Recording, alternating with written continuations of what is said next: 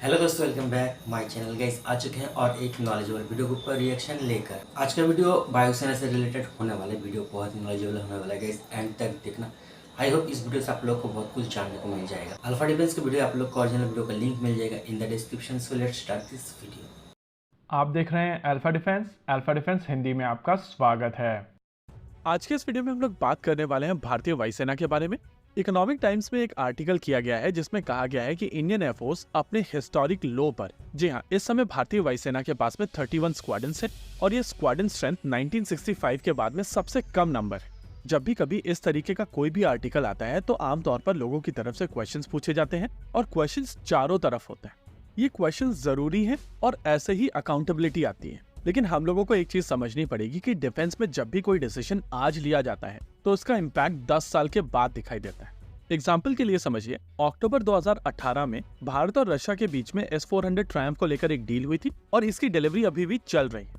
कुछ इसी तरीके से आप 36 रफाल की डील को भी देख सकते हैं। डील साइन होने के 36 मंथ्स के बाद में भारत को रफाल मिलना शुरू हो गए थे और टोटल 36 रफाल 36 मंथ्स में भारतीय वायुसेना को डिलीवर कर दिया गया था। हालांकि वो प्रोसेस काफी पहले शुरू हो गया था, लेकिन अज्यूम कर लीजिए कि डील के स्टार्ट होने के 2 साल पहले वो प्रोसेस शुरू हुआ था। और ये चीज हम सभी जानते हैं कि भारतीय वायुसेना को अपना लास्ट रफाल 16 दिसंबर साल 2022 को मिल गया था। इस समय फाइटर जेट्स पूरी तरीके से ऑपरेशनल है, हालांकि कुछ वेपन सिस्टम्स के इंटीग्रेशन अभी भी बाकी है। आमतौर पर किसी भी डील के 2 साल पहले से ये प्रोसेस शुरू होता है और पूरी तरीके से ऑपरेशनलाइज करने के लिए सिस्टम को लगभग 2 साल का समय और लगता है। यानी कि अगर केवल प्रोक्योरमेंट प्रोसेस में 6 साल का समय लगता है तो पूरी तरीके से ऑपरेशनलाइज करने में उसको 10 साल का समय लगता है। आज हम लोग साल 2024 में हैं, यानी कि यहाँ से 10 साल पहले की अगर आप स्थिति देखेंगे तो आपको समझ में आएगा कि उस समय जो डिसीजंस लिए गए थे उसके एडवांटेज आज हम लोग ले रहे हैं। उस समय फाइनेंशियली जब चीजों को वर्कआउट किया गया था तब रियलाइज किया गया था कि रफाल एक बहुत कॉस्टली फाइटर जेट है और आप 126 रफाल नहीं खरीद सकते। इसी चीज को ध्यान में रखते हुए एक सिंगल इंजन एयरक्राफ्ट को लेकर बातचीत हो रही थी और आइडिया था कि इमीडिएट रिक्वायरमेंट को एड्रेस करने के लिए 36 रफाल फाइटर जेट्स एक्वायर किए जाएंगे और ये 36 का नंबर बहुत सोच समझ कर डिसाइड किया गया था। देखिए, उस पॉइंट ऑफ टाइम पर दासो एविएशन के पास में 12 एयरक्राफ्ट पर ईयर मैन्युफैक्चर करने की क्षमता थी और आइडिया था कि फ्रेंच एयरफोर्स के ऑर्डर के पहले का जो स्लॉट था उसका यूज करते हुए ये 36 एयरक्राफ्ट बनवा लिए जाएं।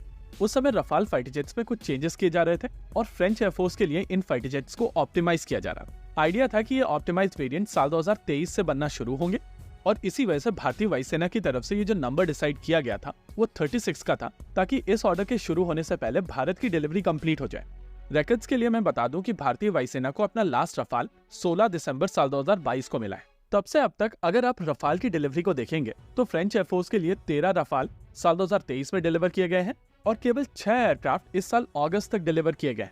यानी कि अगर भारत का ऑर्डर बड़ा होता तो भी डिलीवरी नहीं होती और अगर आप फॉलो ऑन ऑर्डर देते तो भी डिलीवरी कंप्लीट नहीं होती। उस समय भारतीय वायुसेना और भारत सरकार की तरफ से काफी स्विफ्टली एक्ट करते हुए इन 36 रफाल फाइटर जेट्स को एक्वायर कर लिया था। इतना ही नहीं, उस पॉइंट ऑफ टाइम पर यह भी डिसाइड किया गया था कि तेजस मार्क 2 को शेल्फ कर दिया जाएगा और तेजस मार्क 1A को ज्यादा नंबर में ऑर्डर किया जाएगा। आइडिया था कि MRFA में 114 single engine fighter jet acquire किए जाएंगे जो मीडियम कैटेगरी के फाइटर जेट्स होंगे।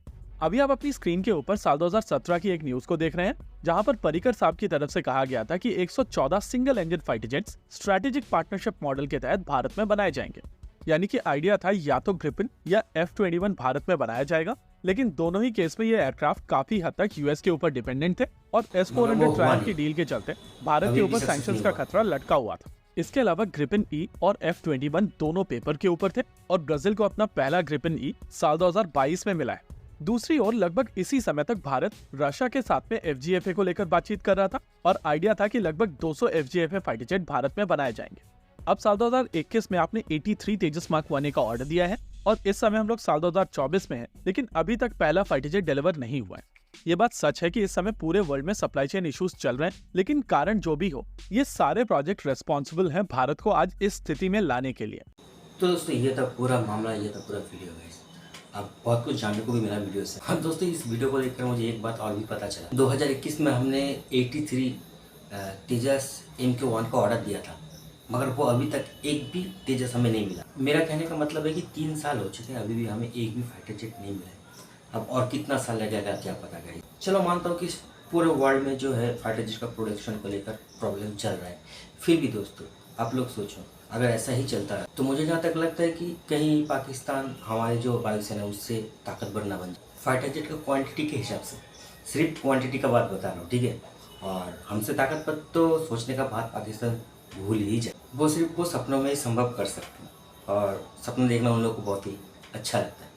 मगर दोस्तों इसी तरह अगर काम चलते रहा ना तो हमारे वायुसेना के लिए ना बहुत ही बड़ा खतरे का घंटी है। दोस्तों हमें टू फ्रंट वॉर लड़ने के लिए 40 से भी ज़्यादा स्क्वाड्रन का ज़रूरत है, मगर हमारा हालात ही ऐसा है कि अभी हमारा जो स्क्वाड्रन पहले था उससे कम चुके हैं, और अभी 31 स्क्वाड्रन में हम आ चुके हैं। मुझे तो टेंशन हो रहा है गाइस। अब ऐसा ही अगर काम सच में चलता रहा ना तो मुझे जहाँ तक लगता है 28-30 स्क्वाड्रन में नाम उतर जाए, तो इसको लेकर तो हमारे गवर्नमेंट को बहुत ही डीपली सोचना ही पड़ेगा। इसका एक समाधान तो निकालना ही पड़ेगा गाइस। काश ऐसा ना हो कि हम तो बैठकर बता देते कि पाकिस्तान से सपनों में ही हमसे पावरफुल हो सकता है, सोचने का बात कर सकता है, ये सच ना हो जाए गाइस, हकीकत ना बन जाए। तो इसको लेकर हमारे गवर्नमेंट को ना डीपली एनालिसिस करना ही पड़ेगा। दोस्तों आप लोगों का इस वीडियो के बारे में क्या राय है वो आप लोग कमेंट में जाकर बता सकते हो। वीडियो अगर अच्छा लगे तो वीडियो को लाइक कर देना, शेयर कर देना, और उसके साथ साथ चैनल को भी सब्सक्राइब कर लेना। मिलते हैं नेक्स्ट वीडियो में, तब तक के लिए जय हिंद, जय भारत।